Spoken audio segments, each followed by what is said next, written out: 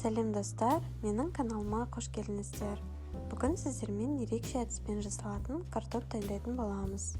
Ол үшін бізге 5 картоп қажет болады. Оның қабығын ашмай, сумен жақсылап сыртын тазалап шығамыз. Тазаланған картоптарды видеода көрсетілгендей етіп бөліктерге бөлеміз.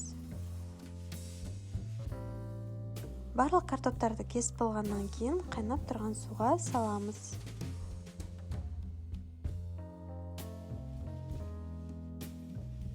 Барлық картопты салып болғаннан кейін қайнатамыз. Видеода көрсетілгендей етіп қатты қайнауы қажет. Суымыз қатты қайнағаннан кейін астын өшіріп, суымызды төгіп, жаңағы картоптарымызды бөлек ыдысқа салып аламыз.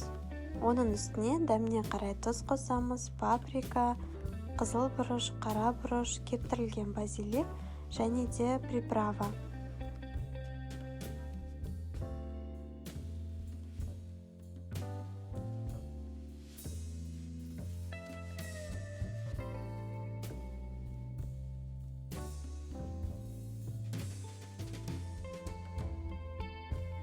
Оның үстіне 3 ас қасық сұйық май қосамыз, барлығын жақсылап араластырамыз.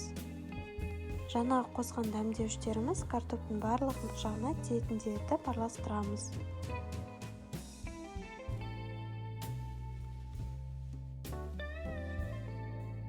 Енді картоптарымызды формаға біртіндеп видеода көрсетілгендей етіп қойып шығамыз.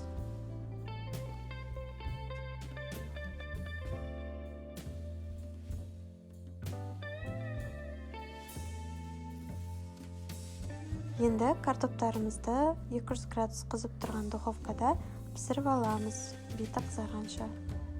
Жалпы духовкада картоптың пісуіне 35 минут кетті. Піскен картоптарымызды осындай тарелкаға салып, оған өздеріңізге ұнайтын соустарыңызды немесе кетчуптарыңызды қоссаңыздар болады. Осы рецепт бойынша жасап көріңіздер, барлықтарыңызға ұнайды деген ойдамын. Ас болсын!